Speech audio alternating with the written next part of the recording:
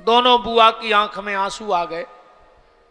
कहा भाभी तुम क्या जानती हो, तुम्हारे पांव की पायल हम उपहार में लेके पांव में पहनेंगे? बोले तो?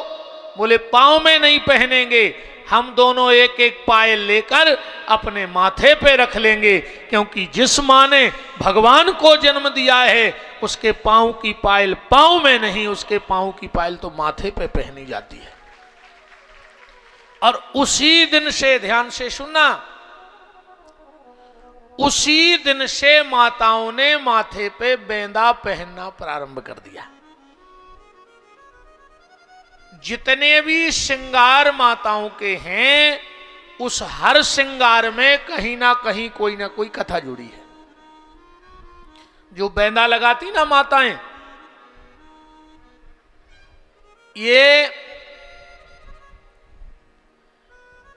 भगवान कृष्ण के जन्म का उपहार है।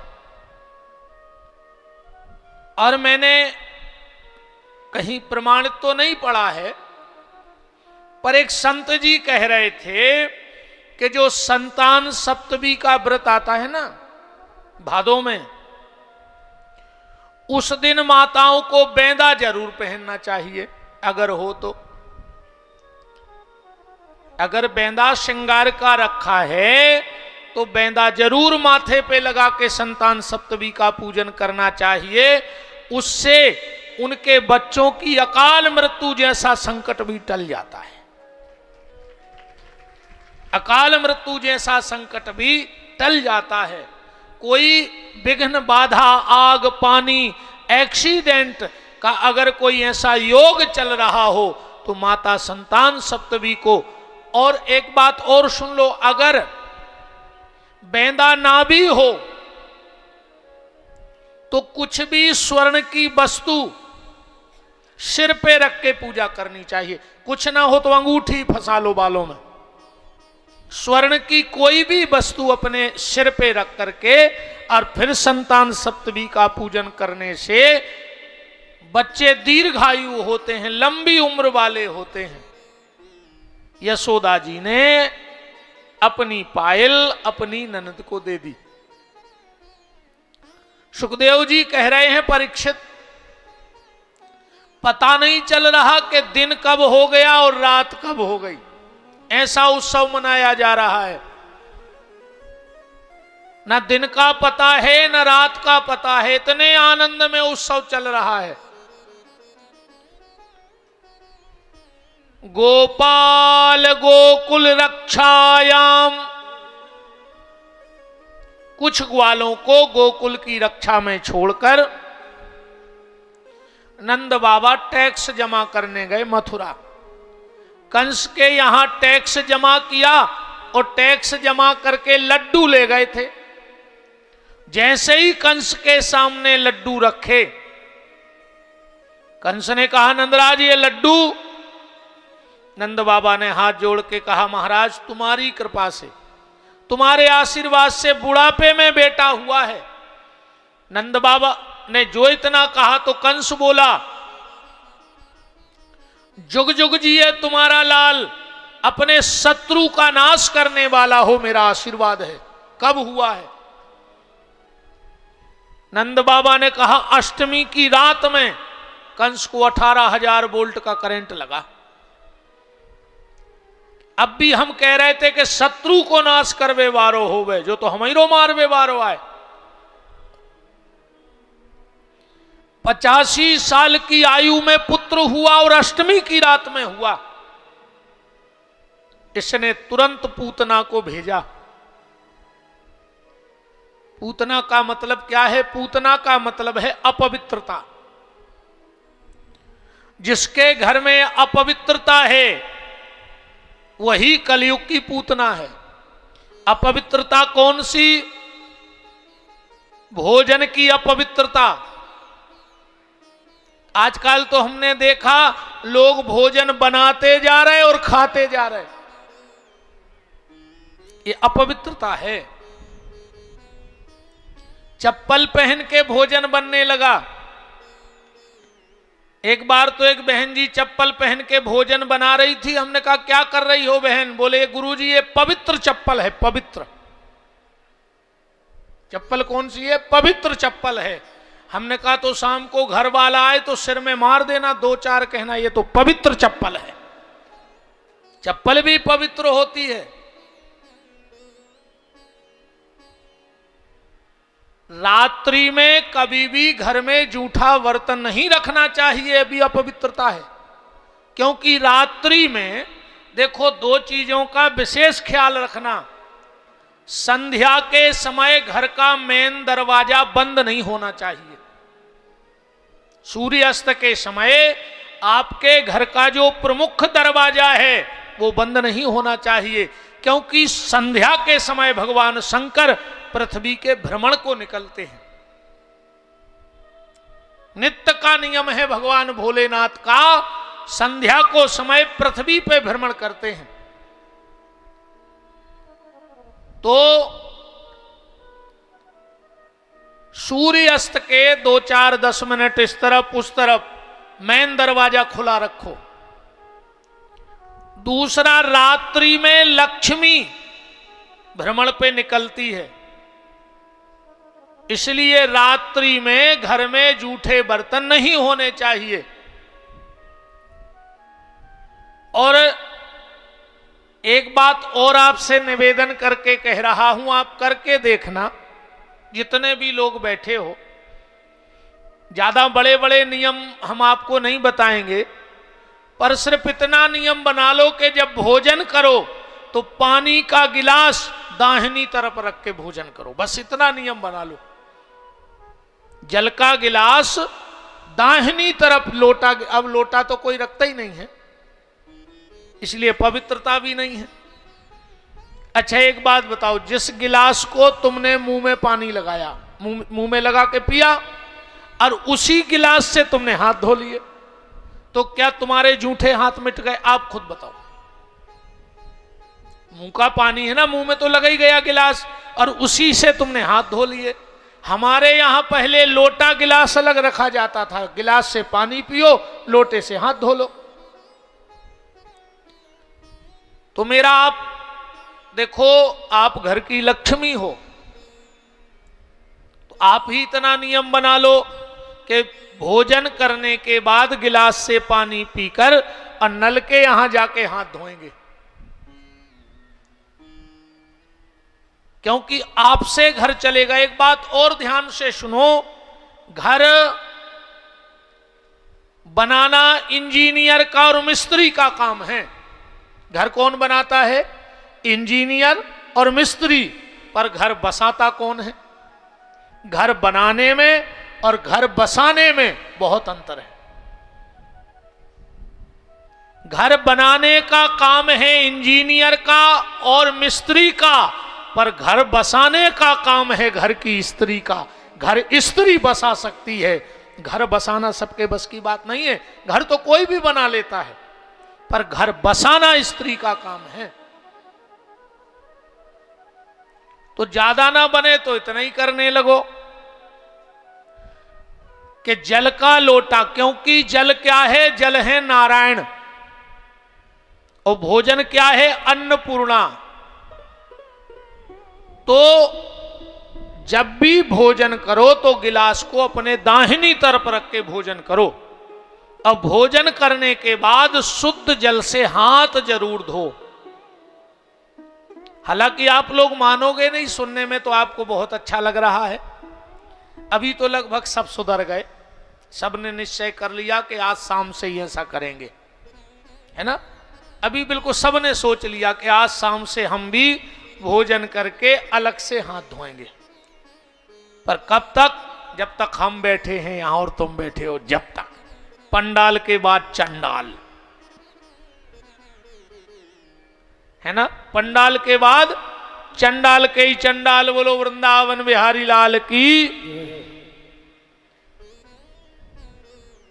तो पूतना का मतलब है अपवित्रता।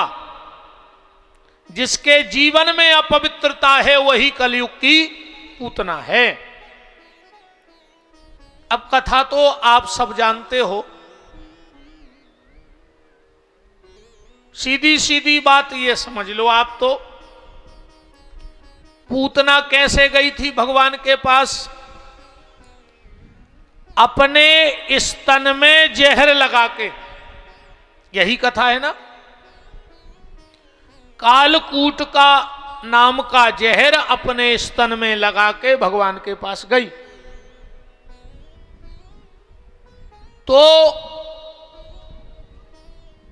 यहां हम लोग जितने लोग बैठे हैं, हम सब पूतना हैं। हम भी पूतना हैं, आप भी पूतना हो।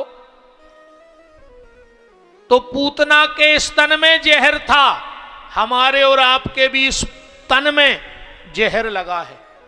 कलयुग का जहर लग गया है हमारे तन में।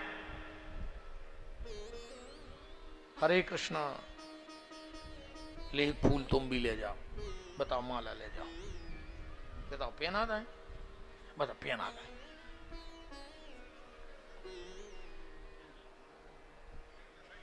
बैठ जाओ बैठ जाओ। श्री सीताराम जी महाराज की, वृंदावन बिहारी लाल की जय हो। तो जैसे पूतना स्तन में जहर लगा के गई, हमारे और आपके भी पूरे स्तन में जहर लगा है कलयुग का।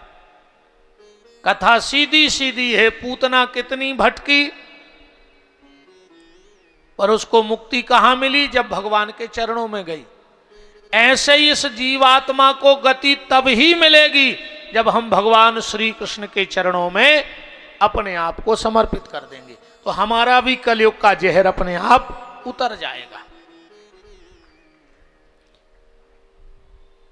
पूतना गई, भगवान ने उसकी गोदी में जाके और उसके पापों का अंत कर दिया।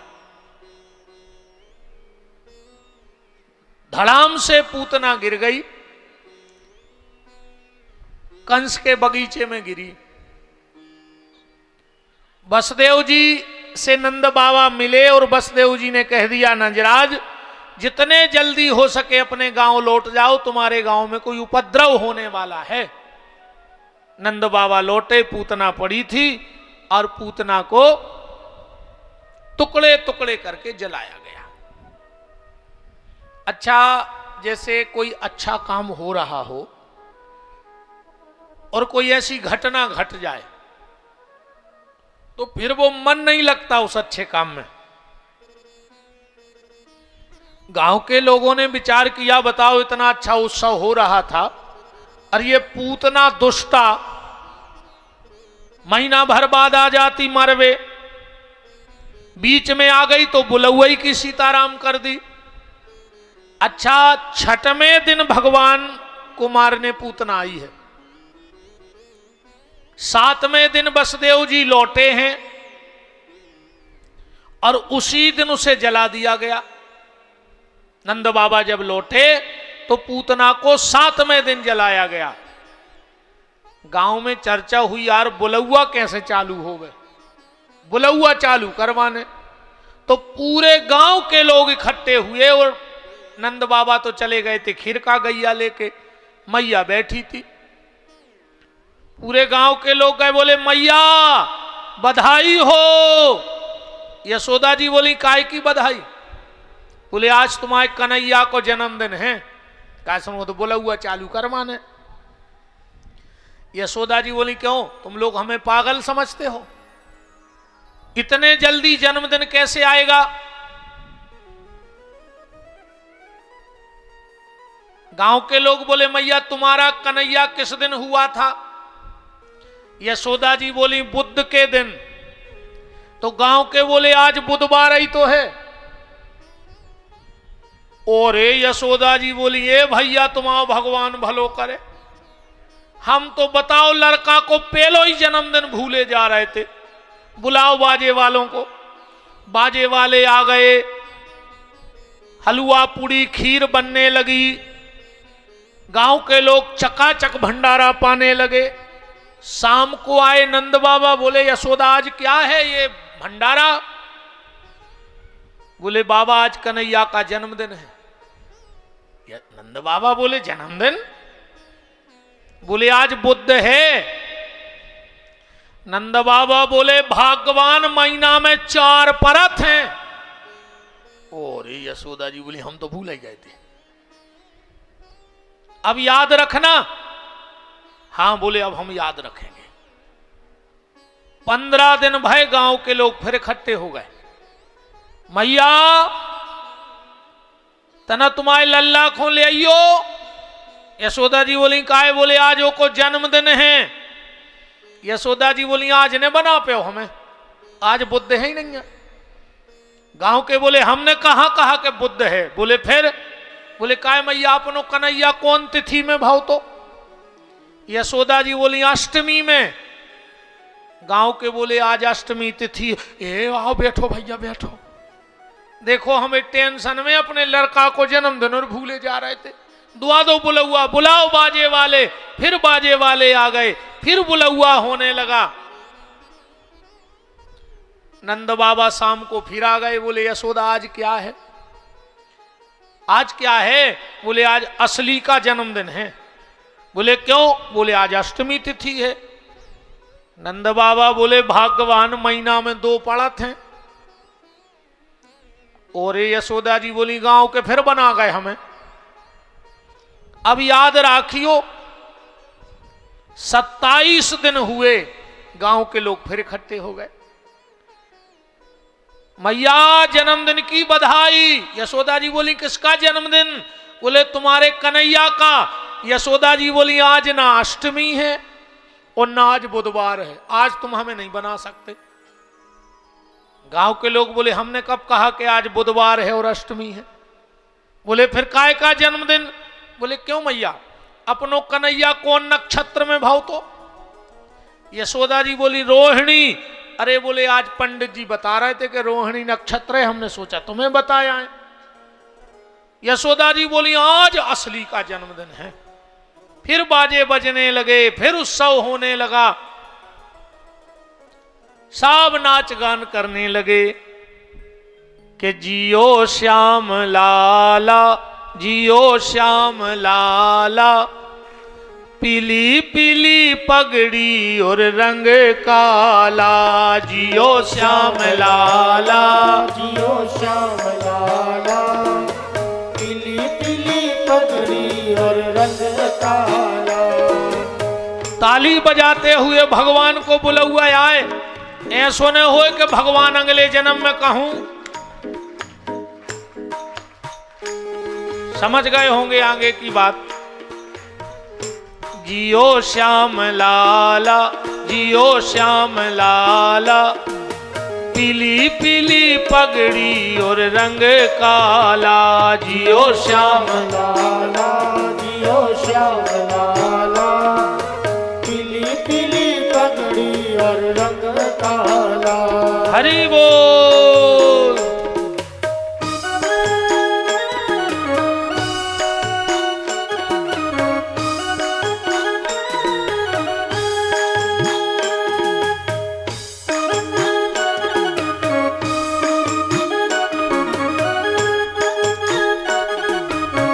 यहाँ थोड़ी सी बीच में रास्ता बनाए रखो। यहाँ बहुत जगह पड़ी, कम से कम अभी 50 माताएं बैठ जाएंगी यहाँ पर।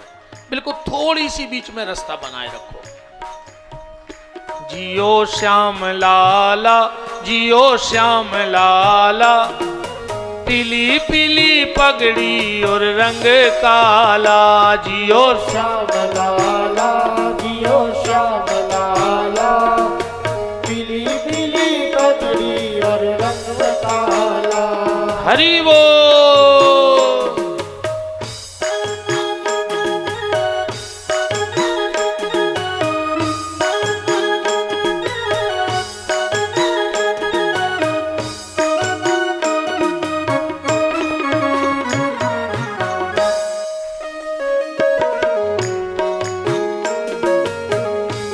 सपने में सखी देखे नंद कुमार, सपने में सखी देखो नंद कुमार, सपने में सखी देखे नंद कुमार, सपने में सखी देखो नंद कुमार। कुमार सावली सुरतिया मोहनी मूर्तिया सावली सुरतिया मोहनी मूर्तिया सावली सुरतिया मोहनी मूर्तिया सावली सुरतिया मोहनी मूर्तिया लट घुंघराल हरि बोल। सपने में सखी देखो नंद कुमार सपने में सखी देखो नंद कुमार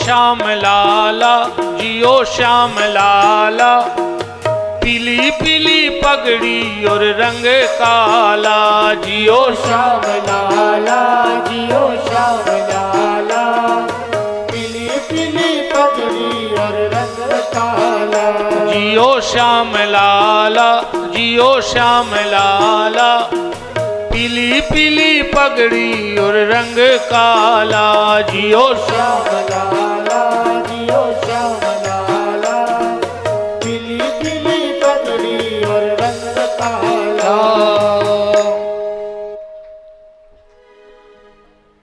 इसके बीच में गर्गाचार्य जी आए। उसके पहले तृणावर्त और सक्टासुर का भगवान ने उद्धार कर दिया। गर्गा पुरोहितो राजन यदूनाम सुमहातपः वृष्णी वंश के कुलगुरु महाराज गर्गाचार्य जी पधारे। अयम ही रोहिणी पुत्रो रमयान सुहृदयो गुणई। भैया रोहिणी तेरी गोदी में जो लल्ला है उसका नाम होगा बलराम, क्योंकि इसमें बल की अधिकता होगी। और योग माया के प्रभाव से गर्भ से दूसरे गर्भ में गया है, इसका एक नाम होगा संकर्षण। ये अपने कन्हैया को बड़ा प्रेम करेगा, इसलिए इसका एक नाम होगा दयाल। अब नंबर आया हमारे ठाकुर जी के नाम का। गर्गाचार्य जी कह रहे हैं बहूनि संतानि नामानि रूपाणी च सुतस्ते। मैया तेरी गोदी में जो लल्ला है ना, पृथ्वी में कितने कंकड़ हैं इसकी गिनती हो सकती है। आसमान में कितने तारे हैं इसकी गिनती हो सकती है, पर तेरे लल्ला के नाम कितने हैं इसकी गिनती कोई नहीं कर सकता। ऐसा भक्तमाल जी में आया है, जब से ये धरती बनी है शेषनाग जी भगवान के रोज 1000 नए नाम बनाते हैं, रोज। आज तक कभी शेषनाग जी ने पुराने नाम की पूजा नहीं की है। अब आप लोग हिसाब लगा लेना कि भगवान के कितने नाम हैं, कितने नाम हैं भगवान के, ये अब आप लोग हिसाब लगा लेना। गर्गाचार्य जी कह रहे बहूनि संतानि नामानि रूपाणी च सुतस्ते। पर मैया इस जन्म में इसमें आकर्षण बहुत होगा, इसलिए इसका नाम कृष्ण होगा। इसमें आकर्षण बहुत होगा और समय समय पर इसके नाम आगे बढ़ते जाएंगे, जैसे जैसे लीला बढ़ेगी और इनके नाम अनेक हो जाएंगे। गर्गाचार्य जी कृष्ण बलराम नाम रख के चले गए। यशोदा जी बोली, रोहिणी दीदी पंडित जी क्या नाम रख गए? रोहिणी बोली, आपको नहीं याद? यशोदा बोली, वे तो बहुत कठिन से नाम रख गए। कह रहे थे बलराम गरो सुखचत, कृष्ण जीव नहीं लौटत। बोले क्या करिए? बोले एक काम करो, ये दो ही नाम एक कागज में लिख के कोनो किताब में रख दो। जब वर दिखाया है, पंडित जी पूछे कि कुंडली को नाम सोपन जो चिटका दे दे, भी पंडित जी को लिखो, अबे तो अपन घर के नाम रख लो। रोहिणी बोली क्या? यशोदा बोली हमने तो रख ले नाम। बोले क्या? बोले बलराम को बलुआ और कृष्ण को कनुआ। प्यार के नाम रखे गए बलुआ और कनुआ। अब और थोड़े बड़े हो गए बलुआ कनुआ। एक दिन यशोदा जी को लगा कि अब हमें मैया कह देता, क्योंकि नारी एक शब्द के लिए मौत से लड़ती है। कहते हैं जब माताएं बच्चों को जन्म देती हैं तो उनका पुनर्जन्म होता है।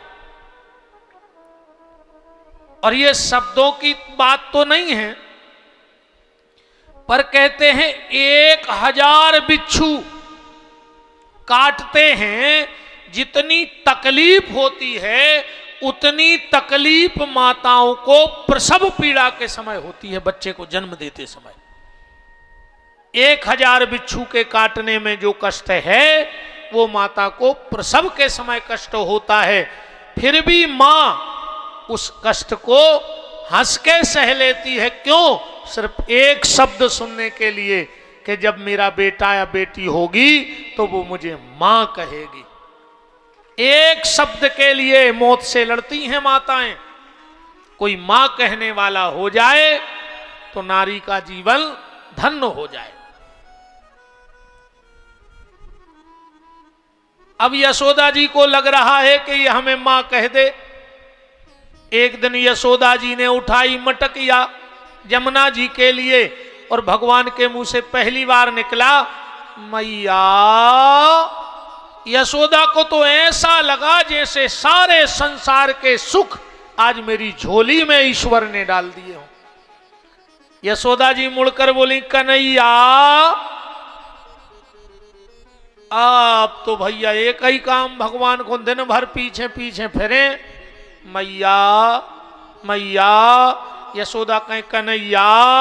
एक दिन यशोदा जी बोली, ए भगवान पहले बोलत ने तो अरे बोल पाओ सो मिट्ठू सो दिन भर पीछे फिरत। अरे हमें और भी घर के काम हैं। अब तो बलुआ कनुआ थोड़े से और बड़े हो गए। एक दिन यशोदा जी खड़ी थी छत पर और भगवान पहुंच गए। क्या सुंदर भाव है कि जननी को आंचल गए। यशोदा मैया की साड़ी पकड़ ली भगवान ने। जननी को आंचल गए रूठे श्याम, मैया में तो चंद्र खिलौना ले हूं। हमें चंद्रमा चाहिए खेलने के लिए। यशोदा जी ने डांट कर कहा, रे पागल हो गया क्या कनुआ? भूतल पे चंद्र खो उतार वो का खेल लाल, बातें नहीं जे बस की हमारे। मेरे बस में थोड़ी है कि हम चंद्रमा को तुम्हें खेलने को दे दें। तो भगवान का एक कोई रसिक भक्त खड़ा था, मैया से लड़ बैठा। बोले मैया तुम इतनी सी बात पूरी नहीं कर पा रही हमारे कन्हैया की, उनको चंद्रमा नहीं दे पा रही खेल में। यशोदा जी बोली तुम भी और तुम्हारे ये ठाकुर जी बिना बुद्धि की बात कर रहे हो? क्या चंद्रमा आ सकता है जमीन पे? उस भक्त ने कहा नहीं आ सकता। तो बोले फिर क्यों कह रहे हो? बोले आ नहीं सकता पर तुम ला सकती हो। बोले कैसे? क्या सुंदर जवाब है कि जननी को आंचल गह रूठे राम, मैया में तो चंद्र खिलौना ले हो। तो यशोदा जी बोली भूतल पे चंद्र खो उतार वो का खेल लाल, बातें नहीं जे बस की हमारे हैं। तो भक्त ने हाथ जोड़ के कहा मैया के भूतल पे चंद्र खो उतार वो का कठिन तुम्हें, तुमने तो भूमि पे कृष्ण चंद को उतारे हैं। जब तुम कृष्ण चंद को उतार सकती हो तो इस चंद्रमा की औकात क्या है? वो भी उतर के आ जाएगा। बोलो वृंदावन बिहारी लाल की। एक दिन आप लोगों ने देखा होगा, देखा क्या, पहले की बातें हैं, अब तो सब ये सीताराम हो गई है। याद करना। अच्छा हाथ उठा के बताना जिन जिन ने ये काम किया हो। हमने तो खूब किया। जब हम छोटे छोटे थे और हम ऊधम करते थे घर में और मां को करना पड़ता था काम, तो मां पता है क्या करती थी? चूल्हे की बनाती थी रोटी, और जब देखो कि जो ज्यादा ही परेशान कर रहा हो तो लोई लाई लोई, और दो ही तरफ करी पतरी, और दो ही तरफ से मुरकाई, आगे चोंच बना दी, तैयारों पे चिरैया सेंक दी। है याद? अच्छा ईमानदारी बताओ कितने लोगों ने मां के हाथ की चूचू चिरैया खाई है आटे वाली? वाह। अच्छा उसमें घी लगा दिया, एक लकड़ी फंसा दी खड़ेरा की, और हाथ में दे दी। अब जब तक वह आटे की चिरैया भैया के हाथ में है, भैया हूं कोई मतलब नहीं। हालांकि आज जब तक भैया के हाथ में मोबाइल है सो भैया हूं कोई मतलब नहीं, मर जा पूरे घर के, है ना? आज बच्चों को मोबाइल दे दो पूरे घर के मर जाओ, कोई मतलब नहीं उनको। ऐसी हालत भई है मोबाइल में। एक पति भोजन कर रहा था और मोबाइल चला रहा था और पत्नी को डांट रहा था बहुत तेज तेज। तुमसे कितनी बार कहा है कि जब भी खाना बनाया करो मोबाइल एक तरफ रख दिया करो, किसी दिन हम खुद को मार डालेंगे या तुम्हें मार डालेंगे। 24 घंटे मोबाइल में लगी रहती है और खाना खा जा रहा हो, खुद मोबाइल चला जा रहा हो और पत्नी को डांट रहा हो। आज के बाद अगर हमने हाथ में मोबाइल देख लिया रोटी के समय तो हम हाथ काट के फेंक देंगे, और खुद खा रहा हूं मोबाइल चला रहा हूं। पत्नी आई, बोले हो क्या गया, इतना क्यों चिल्ला रहे? बोले आज तुमने फिर सब्जी में नमक नहीं डाला। घरवाली बोली सो गिलास में डुबो डुबो खाई काहे खो रहा है? वो गिलास में डुबो डुबो खा रहा हो तो कहा वो को भी चित्त मोबाइल। ये हालत है आज के आदमी की। एक दिन भगवान मैया को काम नहीं करने दे रहे थे तो मैया ने आटे की चूचू चिरैया बना के अच्छा घी लगा दिया। अच्छा पता है माता जी है वो चिरैया में ऐसे अंगूठा मार देती सो गच्चा से बन जाते सो अच्छो घी भर जाते, है ना? भगवान को दे दी वो चूचू चिरैया और भगवान आंगन में खेलने लगे। उसी समय कागभूषुंड जी आ गए। भगवान ने देखा महल के कंगूरे पे कागभूषुंड जी बैठे हैं, अब भगवान की लीला का आनंद ले रहे हैं। भगवान बोले तुम कैसे आए? कागभूषुंड जी बोले प्रभु मैंने 21 बार रामा अवतार की जूठन खाई है। आनंद रामायण उठा के पढ़ना। कागभूषुंड जी ने एक शरीर से 21 बार त्रेता युग देख लिया है। 5 साल तक अयोध्या में रहते हैं जब तक राम जी छोटे रहते, और राम जी को 5वां जन्मदिन मनो और कागभूषुंड जी उड़ के नीलगिरी पहाड़ चले जाते।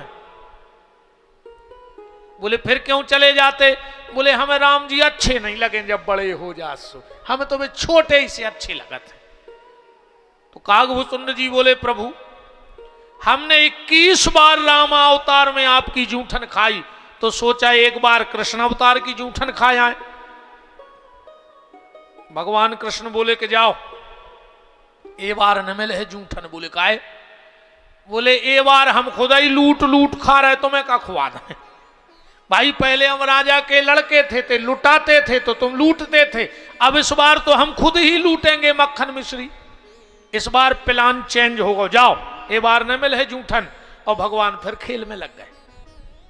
थोड़ी देर बाद देखा कि कागभूषुंड जी बैठे हैं। भगवान बोले तुम भगे नहीं? कागभूषुंड जी बोले हमने भी प्लान चेंज कर दो। तो फिर बोले कैसो? बोले पहले आप लुटाते थे हम लूटते थे, अब इस बार तुम लूट रहे हो, मौका मिलेगा तो हम लूट के भग लेंगे।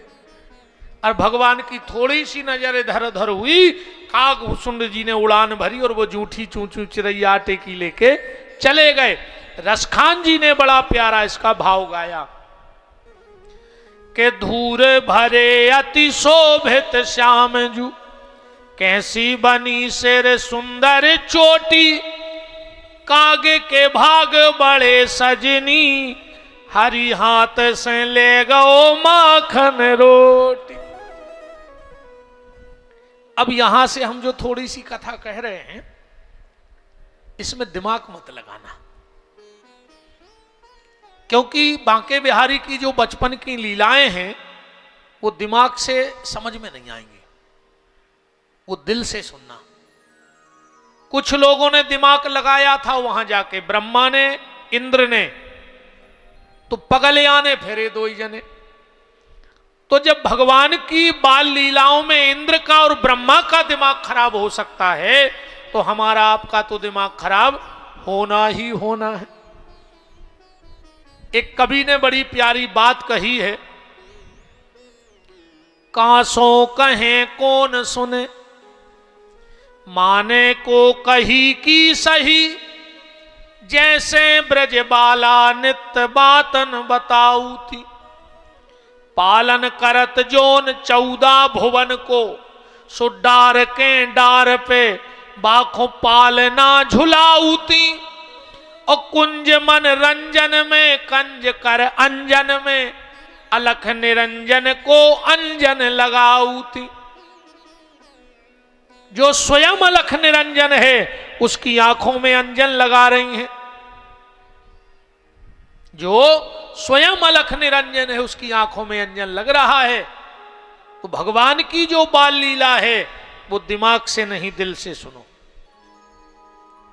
क्योंकि ये दिल वालों के हैं, दिमाग वालों का तो दिमाग खराब कर देते हैं। और आजकल तो ज्यादातर आदमी का दिमाग ही खराब है।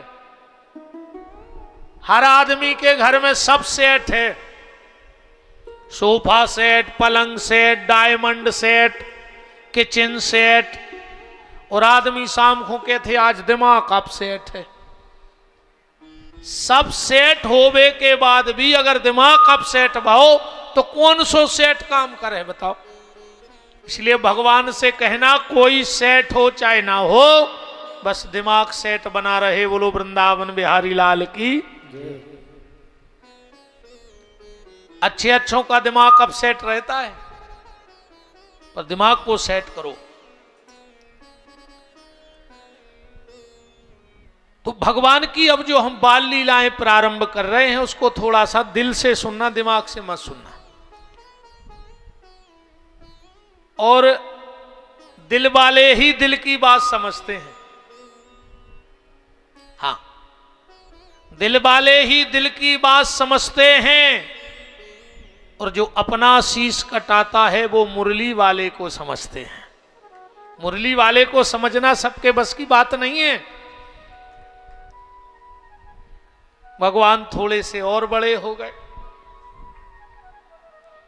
अब एक दिन क्या हुआ कि नंद बाबा गए बाजार। अब बाजार से ले आए हरा मिर्चा, अच्छा चटपटा। अच्छा, क्या होता था कि नंद बाबा जब भोजन करते थे तो एक तरफ कन्हैया और एक तरफ दाऊ बैठ के टाक पे टाक धर के भोजन करते थे। मैं आप सबसे भी एक निवेदन करना चाहता हूं, अगर घर में बूढ़े माँ बाप हों, महीने में 15 दिन में एक काम जरूर किया करो। मेरा निवेदन है, भीख मांग रहा हूं,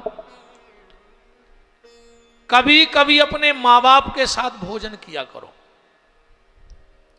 या तो पिताजी भोजन कर रहे हो तो मैं बिल्कुल टाइम ना हो जाओ, उसमें से एक कोरा तोड़ो और सब्जी में लगा के पिताजी की थाली में से खा लो।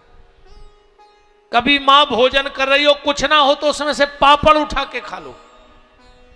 कभी कभी तुम भोजन कर रहे, मम्मी या पापा निकले तो हाथ पकड़ के आओ आओ आओ यार हमारे साथ एक रोटी खा लो। उससे दो फायदे होंगे। दो फायदे कौन? तुम कभी बड़े नहीं होगे और माँ बाप कभी बूढ़े नहीं होंगे। ये दो फायदे हो जाएंगे। तुम कभी बड़े नहीं बन पाओगे, तुम बच्चे रहोगे। और एक बात और ध्यान से सुनना, हर आदमी के भीतर एक बच्चा होना चाहिए। हर आदमी के भीतर एक बच्चा हो।